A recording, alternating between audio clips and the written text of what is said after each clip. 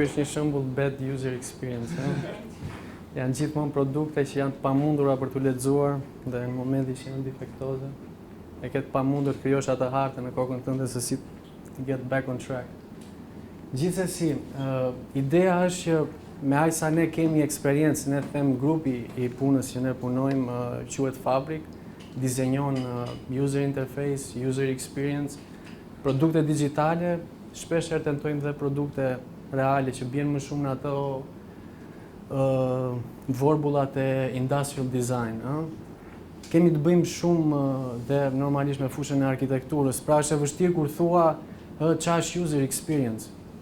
User experience është shkencë në fund fare, është një shkencë që ka të bëjë me shumë disiplina dhe me shumë fusha të ndryshme, dhe është e pamundur që në 20 minutë, 30 minuta kohë ne të rrim këtu dhe të themi një konkluzion shkencor, atë që mund të gjejmë në çdo vokabular anglishtej apo të termit të caktuar.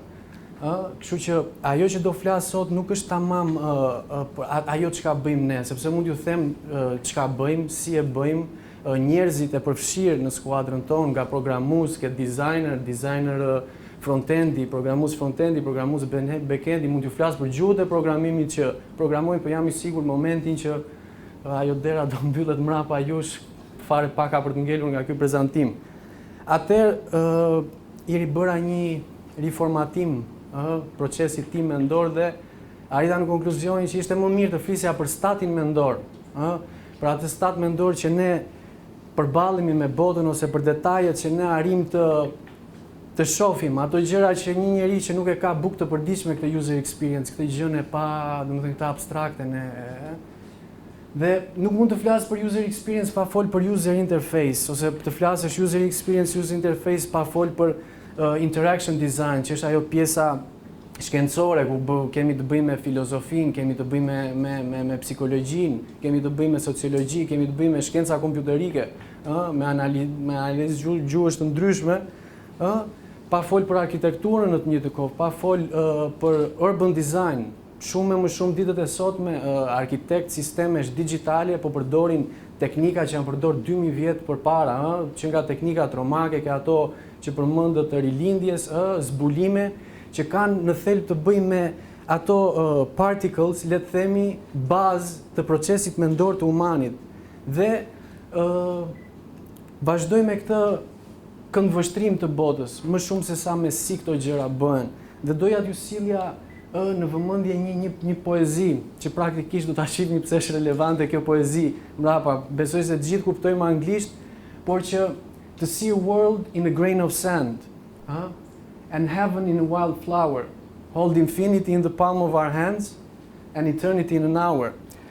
Dhe tani, ne pak vite kemi që eksperimentojmë me këto device, dhe ai këndvështrimi jon ka më shumë të bëjë me të parin botën në këtë grimë sërëre. Ky si objekt relativ në përmasin gjigante të botës është absolutisht një grimë sërëre. Të shohim parajsën mbrapa atyre gjëmbave të programimit. Është një matrix system që unë kam përshtypjen një vetë në zyrën tonë që e kupton është Gerta, dhe të shohim këtë bukurinë në vende të pazakonta. Shumë eksperimente sociale, sociologjike na bëjmë që t'i anashkalojmë këto, por nuk është rasti dizajnerit, nuk e ka dizajneri luksin ta anashkaloj edhe detaj më të vogël. Të shohim infinitetin në palmën e dorës tonë dhe eternitetin në orë. Shumë e më shumë ne po harxojmë orë të tëra në këtë lloj pajisje se sa në web, po harxojmë ditë për ditë dhe më shumë orë në mobile, në Instagram, në aplikacione të ndryshme, interaksione të ndryshme, por gjithsesi është një praktik pune, janë disa principe që ne na gajdin për të thënë ç'është good design në fund fare, Kush janë këto principe? Po them një është estetik, është e bukur. Albani përmendi që dizajni nuk është piece of art, dizajni duhet të jetë funksional. Do me thënë estetika në botën e dizajnit nuk është e bukur, nuk është e bukur që është e bukur, po është e bukur ajo që më pëlqen mua. Është jashtëzakonisht shumë subjektive, nuk ka absolutisht asgjë objektive në këtë mes. Pra, fija e hollë ku bukuria përputhet me funksionin është ajo linjë ku estetika duhet të eci, por estetika nuk mjafton për të bërë pak a shumë të qartë këtë mënyrë mendimi. Unë doja ti referohesha human centered design. Dhe human centered design ka në fokusin e vet qenien njerëzore. Ne dizenjojmë me atë e përsin ose me atë egon e kreatorit, do me thënë që mbartet brenda çdo dizajneri. Dizajneri dizenjon duke ignoruar në më të shumtën e rasteve end producer, end user. Dizenjojmë dhe dim ne çfarë duan ata, sepse ata nuk dinë, The human centered design ka to its core gjetjen dhe çelësin e gjithë funksionalitetit që më pas përkthehet në një user interface, dhe është ajo që userat ne përballemi ditë për ditë, e gjen pikërisht ke observimi i këtyre userave, ke observimi i psikologjisë së përdorimit të objekteve të ndryshme, dhe nuk ka rëndësi se këto objekte janë një bravdere apo duhet të kemi interaksion user experience me një dhomë kontrolli të një terminali bërthamor diku në nuk e di Washington, duhet ketë me siguri një central bërthamor diku në Amerikë. Gjithsesi, kompleksiteti nga A-ja ke Z-ja, ajo që do jetë më komplekse, është absolutisht i një tjetër shkallë. Principet psikologjike të si userat, si një shkencëtar apo si një user normal në botë janë pak a shumë të njëjta. Dhe janë pikërisht këto principe ku bëjnë ndryshe user experience nga ajo çka quhet design. Dhe çka duhet të jetë dizajni mirë, mund të arrihet vetëm duke ndjek këto principe. Këtë e ka bërë Apple, e ka bërë Brown, e kanë bërë shumë multinacionale të tjera, dhe mendoj që nëse ka funksionuar për ata dhe it turned out pretty well for them, e ke parasysh, kështu që dhe në një shembull shumë banal, dhe doja të sillja gjithmonë këto shembuj jo banal, por shembuj e të përditshme, domethënë psikologjinë e objekteve të përditshëm dhe si ato na ndihmojnë që ti transferojmë në produkte të tjera digjitale dhe ti kthejmë në statin e tyre virtual, por që po përdor nonetheless mos na i bëjnë të eksperiencë më pak të keqe nga ajo realja. Shumë e më shumë po dëgjojmë sot produkte digjitale me personalitet. Why? Është pyetja gjithmonë. Dhe është pikërisht kjo pse që bën lidhjen midis nesh dhe atij produkti, kur gjejmë pikërisht atë psen brenda një produkti, më shumë se çfarë bën, Unë e shoh çfarë bën, mund ta provoj çfarë bën, mund ta testoj çfarë bën, po pse? Gjithsesi, mund të shihni fare qartë dhe këtë mund ta hasni në çdo park në botë, nuk është thjesht se këtë e has në Tiranë, dhe kjo është ai parku para bankës së Shqipërisë, dhe po ta shihni gjithë prekjet e dizajnit janë të bëra nga një dizajner që është Vasieni. Dashuria e jetës.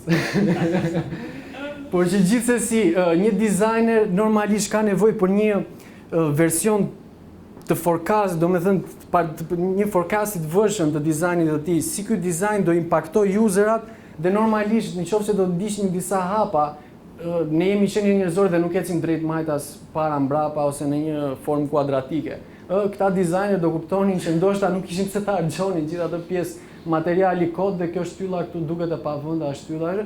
Gjithsesi, njerëzit e bëjnë vetë rrugën e tyre. Po ti pyesësh më përpara, jam i sigurt që të thotë, unë bëj dhe ndonjëherë circles, e ke parasysh nuk bëj gjithmonë autostradë. Dhe kjo është dhe qendra, gjetja e këtij çelësi brenda në kulturën, brenda në mënyrën e të sjellurit, në vlerën e këtyre userave, të cilët do thuash kur është kaq e lehtë, pse shumë kompania na shkalojnë. Shumë kompania janë shumë të zëna me kokën e tyre up their ass. Kështu që kam përshtypjen që ndoshta po të shohim detajin dhe më të vogël, dhe për këtë unë nuk jam absolutisht i kualifikuar të flas, drejt, por këta njerëz janë. Dhe tani jap të bëjmë pak ka shumë këtë. Ups. Unë s'dima, gjithsesi nuk mund të them gjitha. Këta janë 3 njerëz praktikisht aty ku do të psikologji do gjeni dizajn. Quhet Didier Rams dhe kushdo që ka një njohuri me dizajnin industrial, sepse është pikërisht dizajni industrial që ka infiltruar në botën e dizajnit interaction. Ata që dizenjojnë karige, karigja nuk është e përfunduar deri në momentin që ne ulim nderet në karige. Atëherë karigja përmbush funksionin e vet atë që duhet të bëj. Dhe ajo në momentin që haset me trafik të vazhdueshëm, atëherë tregon ç'a mbetet nga karigja është ajo që e bën atë të funksionale apo jo. Është Didier Rams dhe principet e dizajnit të tij janë ato që Apple ka mbartur dhe po përmend Apple këtu sepse është e vetmja kompani që në kokën tonë e vetmja. Janë shumë kompani të tjera, por është shumë konveniente si shembull për ta përdorur, shumë e përdorim, është magjia atyre dhe bla bla bla, nuk jam tifoz i Apple, gjithsesi principet janë të njëjta. Ndërkohë Donald Norman është një observator, le të themi, shumë e quajnë design critic, ka eksperimentuar me dizajnin dhe ky është njeriu që doja të fokusohesha, ndërkohë që David Garvin është dhe ky një tjetër observator për i botës së korporatës. Dhe thjesht doja të ilustroja si këto janë 8 dimensionet e kualitetit, dhe janë 8 dimensionet që përdor Fordi, 8 dimensionet që përdor Apple-i të kualitetit, çfarë ne duhet të quajmë një product të mirë dhe të long lasting, janë 8 dimensione. Nuk më themi ky produkt është i mirë sepse zgjat shumë në kohë. Mund të jetë i shëmtuar, gjë që se bën të mirë mund të zgjasë shumë, nuk është funksional. Gjithsesi këto janë absolutisht principet universale ku çdo kompani e cila ka një strategji, le të themi, e shtrirë globale dhe ka një arkitekturë se si këto operacione më pas i përkthen në atë sensin puro human në produktet e tyre dhe këto produkte na provojnë që janë të suksesshme sepse na lidhin gjithsesi një lloj sentimenti midis neve dhe produktit, prandaj përmend Apple-in, jemi gjithmonë në touch me Apple-in, një lloj tjetër niveli se ç'mund të jemi me një makinë ruajtje që gjendet në tualetin ton. Gjithsesi, nuk kemi kohë të rim të ikim secilës nga këto, por që gjithsesi unë në këto 20 minuta mund vetëm kuptimin t'ju tregoj derën dhe këta njerëz unë të mund t'i keni për referencën të ardhmen dhe më besoni bota dhe dyert që këta njerëz hapin dhe principet e tyre janë të njëjtat principe që ne përdorim ose përpiqemi, jo përdorim, se të thuash përdorim është fjalë e rëndë, shumë e rëndë, por që janë principe të cilat ne përpiqemi të ngrëm atë statin ton mendor dhe mënyrën se si e shohim një produkt që absolutisht duhet të jetë ndryshe nga që shef çdo njeri tjetër, ndoshta përdorues. Gjithsesi, kalojmë nga këtu dhe praktikisht pa pas një stat mendor dhe një strategji dhe disa principe ku ne thurim këto operacione të përditshme, kur humbim në atë rutinën ditore, normalisht user-centered design ka ato staget e veta dhe që janë provuar të funksionojnë në kompani si IDEO, siç përmenda Apple, dhe absolutisht shumë kompani të tjera, startupe në Amerikë që po bëjnë një revolucion jo vetëm në arkitekturën dhe në arkitekturën operacionale të shërbimeve të tyre ose të produkteve që dizenjojnë, por në arkitekturën e dizajnit të vetes së tyre. Është shumë më e vështirë të menaxhosh risorse humane, kam përshtypjen, se sa të menaxhosh produktin final. Një skuadër e mirë strukturuar, një skuadër që vepron në disa principe që thellë beson, kam përshtypjen se performon më mirë se një skuadër shumë më e kualifikuar, dhe kimia thjesht nuk është aty. Gjithsesi, janë pikërisht këto staget e ndryshme, mund të jenë 12, mund të jenë 15, por që ka një grafik, diverge, converge, do me thënë të devijojmë, të konvergjojmë, të devijojmë, nuk e dini nëse konvergjojmë në shqiptar është fjalë, por që kjo është ideja, situatat e brainstorming, e interviewve, janë ato situata që ne na japin një ide se çka këta user mund të duan. Dhe pastaj kalojmë në fazat e konceptimit, ku fillojmë në krudo arkitekturë, si ky produkt, si ky user do vazhdoj të vozitin në atë faqen tonë, digitale kjo, apo reale, ose godin, ose arkitekti, është një njëti proces që ju bazohet të njëjtave principe që përmenda pak më parë. Thjesht, 40 fjalë aty janë shumë për të shpjeguar. Dhe do thoni ju i ndiqni pik për pik këtë lloj strategjie, absolutisht jo. Dhe kemi menduar, ne jemi ata budallën që mësojmë nga gabimet tona, i zgjuari mëson nga të tjerëve. Po ta dini më përpara dhe ka shumë pak që ne përpiqemi të implementojmë struktura si Agile, të përdorim tabelat e Scrum-it, janë metodologji që shumë startupe në Amerikë përdorin dhe i bëjnë skuadrat e tyre më fleksibël, po thjesht mund t'u tregoj si mund të arrini deri aty thjesht në nivel mendimi ose në atë higher state of thought, le të themi në atë statin e mendimit pak më të aftë, domethënë ku nuk duhet të vësh shumë muskuj në punë, po thjesht mendjen, mund të fantazosh me veten. Dhe Doja të cilja një shembull nga përditshmja të çfarë mund të jetë një produkt dhe si njeriu i zakonshëm mund të shohë interaksionin e tij me produkte të përditshme dhe normalisht paralelizmin e atij me produktet reale. Çdo website ka një semafor, ne dalim në checkout, kemi një semafor, ky semafor na hap një dritë jeshile nëse karta punon apo ajo s'punon, na kthen mbrapa kur kemi bërë diçka gabim. Këto makinerit janë shumë, le të themi, të falin, do me thënë nduja, dikur nuk ka pas ndu batën dhe jeta ishte shumë e vështirë. Tani gjithë këto makineri janë shumë forgiving, le të themi, dhe ishte një nga principet forgiveness e makinerisë, ishte një nga principet e Don Norman. Gjithsesi, e kemi hasur gjithë një semafor pa timer. Ishin koncepte që u aplikuan në stacionet e Londrës, nuk e di se kur, po dikur shumë larg në kohën kur ne nuk ishim semafor në Shqipëri. Gjithsesi, çfarë bën koha kur ne jemi duke pritur? Ne mund të bëjmë një pritje në këtë semafor 40 sekonda, pa 40 sekondë që në aty dhe prapë kjo pritje do duket e pafund, por ne presim po të njëjtën 40 sekondë. Harta në kokën tonë që krijohet me interaksionin me këtë lloj objekti, bëhet pak abstrakte. Në momentin që vendoset 40 sekondë, ne e dimë që prapë do më çahet koka, do pres tu, por e di që janë 40 sekonda, është një finit, më jep mua një fillim dhe një fund. Dhe e bën eksperiencën tonë me semaforin me këtë produkt jashtëzakonisht shumë të këndshme. Stacionin e autobusit e përmirëson, pritjen time e bën më relaks, e di që kam 40 sekonda të shoh telefonin tim tani, prapë ka ajo grain of sand. Por shpeshherë dizajnerat dhe shpeshherë në më të shumtën e rasteve sipas observimeve të Don Norman, janë dizajnerat që bën gabimin dhe nuk janë userat që e përdorin atë, sepse dizajneri ka neglizhuar userin në fazat e konceptimit të dizajnit apo prototipit apo user testing. Dhe aplikojmë të njëjtën ke semafori jeshil. Dhe këto semafor po ta vini re i gjeni në gjithë Tiranën. Tani është një shaka e madhe që ekziston midis kombit japonez dhe atij kinez, sepse këto semafor janë prodhuar në Kinë dhe janë aplikuar për herë të parë në Kinë.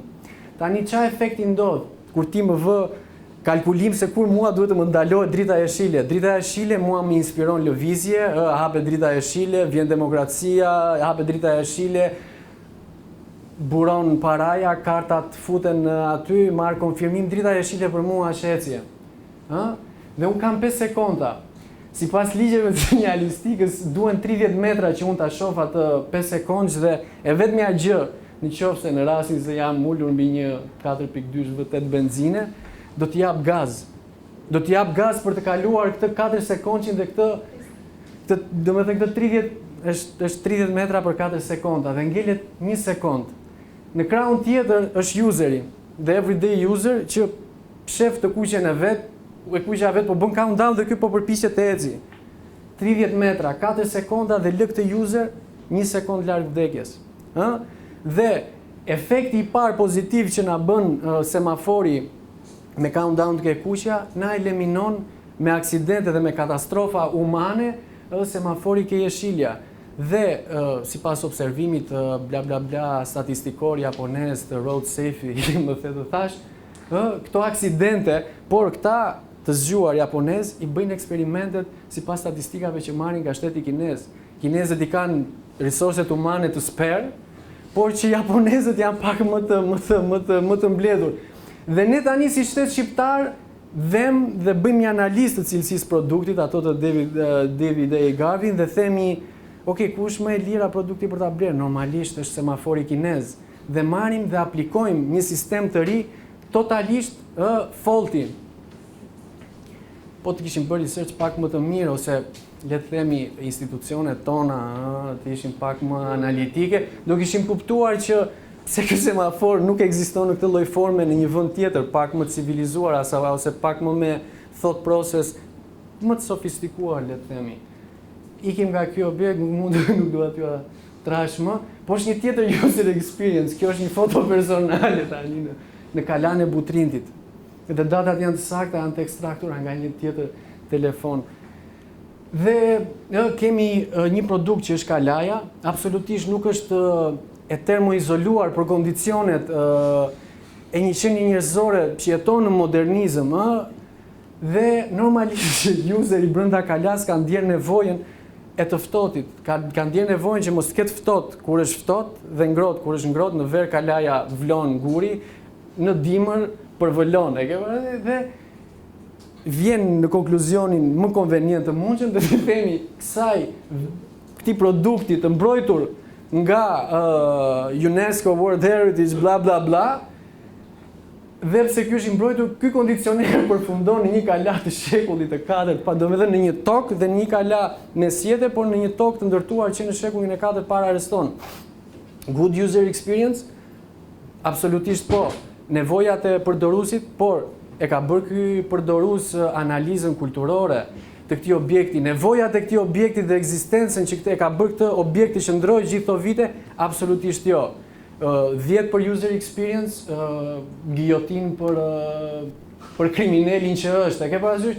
Por që janë gjithandej në jetën tonë dhe ne hapemi dhe ju do thoni ne nuk jemi user experience expert, normalisht që jemi, ne hasemi me këto produkte çdo ditë, hasemi me një telefon që s'punon, hasemi me një brap që nuk na hapet, hasemi me një derë që na përplas të turimve, dhe shpesh herë ne i vëmë fajin vetes, sepse jemi përdorues dhe themi se është si thonë, jam unë clumsy ose jam unë nuk jam i mirë me teknologjinë dhe prandaj është faj që unë nuk po performon kjo makineri siç duhet. Jo, absolutisht, është një dizajner idiot aty mbrapa që produktin që do ta sjellë ty në dorë nuk të ka marrë absolutisht në konsiderat, gjë që e bën atë një dizajn të keq. Gjithsesi, dhe siç po ju thoja frike buletini, i morëm ne parasysh gjithë këto probleme useri. Disa menduam se ishim usera usera sensibël ndaj problemeve të dizajnit, menduam se ishim të mjaftueshëm për userin që ishim për të parashikuar probleme të ndryshme. Por përveç interfejsit të bukur kemi hasë jashtëzakonisht shumë probleme, si në programimin e backendit, si në strukturimet e databazave, që në këtë lloj produkti janë goxha interaktive me njëra tjetrën, marrin dhe japin, është një ekosistem, një trekëndsh i cili për ta bërë më vizual normalisht ka userin, siç tham, user is king, por që në fund fare në këtë lloj ekosistemi useri dërgon request, bën like, bën share, bën shton diçka këtë preferuarat, domethënë me këtë lajmin që ne jemi munduar ta sjellim në statin e vet më puro, jemi munduar të praktikisht buletinin e ka dizenjuar gabimi, errori që ekziston në çdo faqe informative shqiptare. Është pikërisht ky gabim që ne kemi studiuar dhe që kemi kthyer në një metodologji që na lejoi ta mblidhim gjithë këtë informacion në një vend të vetëm. Dhe praktikisht ky është buletini, ke çdo lajm shqiptar në një vend të vetëm. Dhe mënyra si approachëm dizajnin, sepse aty ndjenim ne pjesën më të fortë të skuadrës, jemi, nuk s'kemi vdek akoma, po që jemi dizajner, jemi dizajner, Gjithsesi, duke pas parasysh problemet e lexuesve me konceptin e bias, ose aty do ishte paragjykimi mediatik, kemi gjithmonë të majtën, të djatën dhe ka çdo vend, ka çdo civilizim, çdo gjë është biased. Unë jam shumë biased, në mënyra si po ju them, shoh një grimt shumë të vogël të botës dhe nuk kam atë gigantinë e shpirtit ose atë serverin e madh për të mbajtur gjithë enciklopedinë e botës dhe t'ju jap në këtë moment arsyetimin tim më të mirë. Jam pak i stresuar përpara 30 e pak njerëzve dhe ndoshta nuk po logjikoj ashtu siç duhet. Por që gjithsesi ky është ajo që kishim parasysh, ti sjellin përdoruesit, disa versione të njëjtit lajm, kështu që ai të ketë pikturën më të madhe të medias shqiptare, por ajo që ndodh në median shqiptare është pak dhe useri duke interaktuar me buletinin, që është normalisht intermediari, pika lidhse, të marrin mbrapa gjithmonë më shumë nga ajo ç'a do ai. Mua më pëlqen dizajni, le të themi arkitektura, deg sociale normalisht politika, por nuk më intereson politika. Atëherë, koncepti i lajmit fundit është ai lajm që më intereson mua, pak a shumë bie ke buletini. Lajmi që më intereson, domethënë lajmi që mua më intereson nuk është më lajmi i fundit, por është lajmi me të cilin unë kam pas më shumë interaksione të kaluarën dhe është pikërisht ky interaksion që do t'i thot buletini se çfarë lajmi do t'i japi një useri me interesa të caktuara apo një useri tjetër. Domethënë çdo buletin është ndryshe nga i tjetër, thjesht për fakt se ne jemi ndryshe. Por në thelb i kthehemi gjithmonë atyre principeve bazë, e ranim atë jetën tonë në disa principe psikologjie shumë të njëjta. Do me thënë, behaviori jonë është statistikisht shumë i madhshëm, 10.000 nga ne bëjnë një sample do me thënë populate, dhe këtu vazhdon studimi i user experience. Dhe ne jemi pikërisht pak a shumë në këtë fazë, do donim të ishim pak më të sofistikuar, pak më inteligjentë se që jemi, po duhet konfirmoj që jemi një tuf me majmun, që jemi duke shkruajtur Shakespeare-in. Në thonë që po të lësh 2 majmun long enough në një cage, në fund fare do të shkruajnë Macbethin, është një komedi nga këto amerikanet e modernizmit, por që gjithsesi, ajo që pam në atë majmunllëkun tonë, avash, na çoi ke interaksioni. Dhe këtu interaksion që ne do pëlqenim të na shepte funksionin dhe funksioni që na shepte dizajnin, po ta vini re ishte komplet një proces komplet mbrapsh. Mësuam, herë tjetër nuk do ta bëjmë. Versionet e reja të buletinit do jenë pak më inteligjente në proces, është minimumi që ju premtojmë. Gjithsesi, bëm këtë analizën e evolimit mediatik, ishte nevojshme, jemi një new media, duhet ta bënim këtë analizë thjesht për të kuptuar ku pozicionohemi ne. Dhe nuk bën sens që jemi në platformat e desktopit dhe mobile që janë të ndryshme, është praktikisht infiniteti, aty ku shumë njerëz shohin një 5-inch screen, një designer shef miliona kombinime butonash, miliona interaksione që bien mbi këto butona dhe si vjedhoj shef një infinity in the palm of their hands. Gjithsesi, kalojmë këto, si u zgjata, interaksioni, këtu kemi një mouse, një tastier, që ashtu si shohim ne, mouse-it e tastiera janë një mal, një barikade madhe që na çon ke interaksioni me software, me sistemin operativ të kompjuterit tonë. Dhe në atë distancë kaq të shkurtër për userin, për një programues dhe kushdo që është programues këtu e kupton shumë mirë që infiniteti i posibiliteteve, si i mundësive për të dizenjuar, për ta bërë këtë mouse që interakton within its constraints, klikojmë, swipe me mouse në qoftë se është shepull apo jo, e bën të pafund. Por për userin vë një botë artificiale përballë.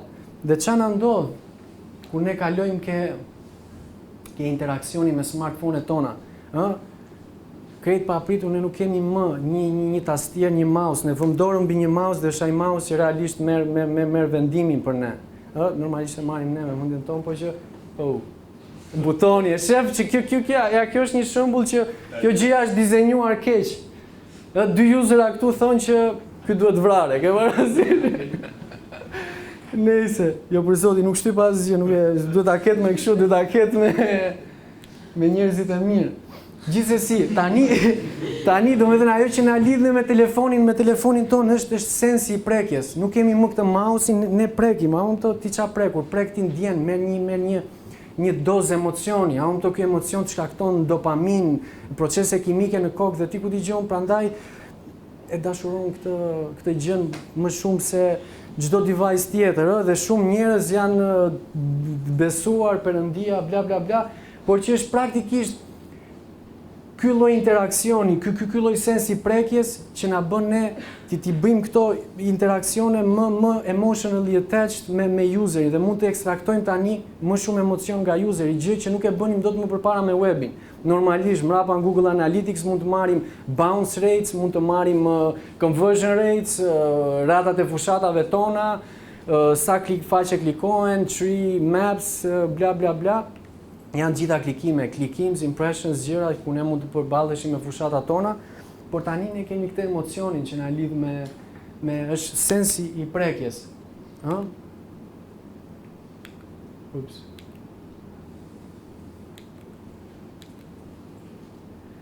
Dhe në vorbullën e gjithë kontentit që webi modern ka shansin të krijojë, sot me atë aparaturën e kemi videot, kemi interaksione si like, si heart, zëmra, është jashtëzakonisht shumë më, si po thosha, më shumë in touch me userin se çdo herë tjetër, dhe nga krahu i analitikës së mobilit kemi shansin t'i ekstraktim këto lloj emocionesh dhe t'i interpretojmë në po të njëjtën mënyrë që useri interpreton, mos jemi kuantitativ, le të themi, në modelet që krijojmë për mënyrën e behaviorit brenda aplikacioneve tona, brenda webit ton, por të arrijmë të krijojmë këtë connection me userin dhe të shohim në fund fare, ore çfarë i pëlqen atij.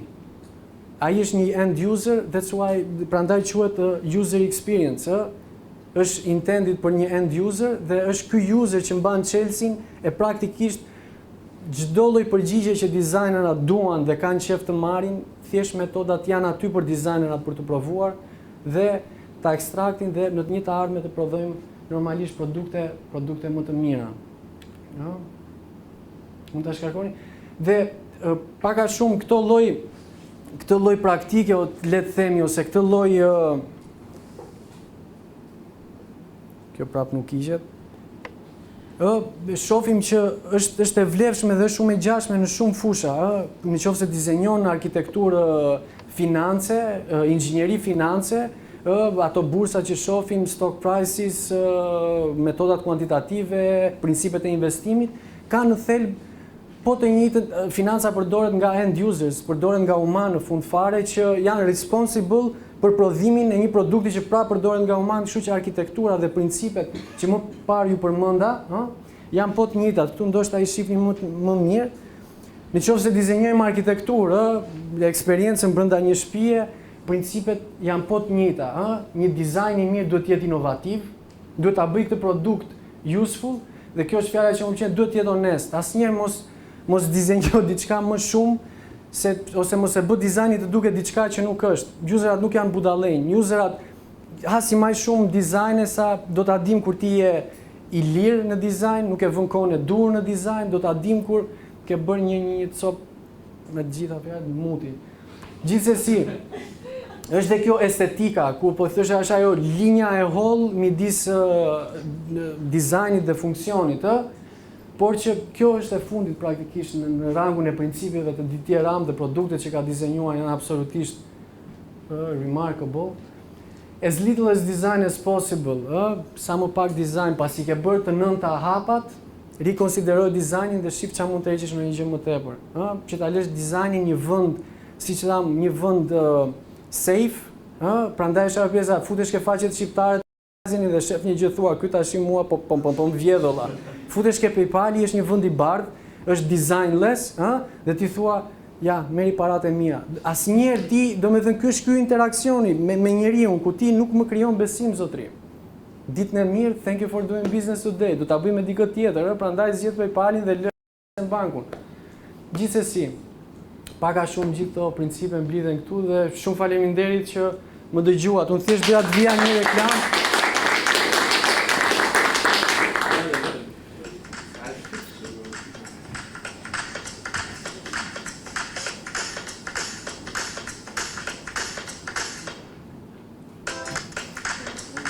Thjesht për të krijuar atë idenë e vendit.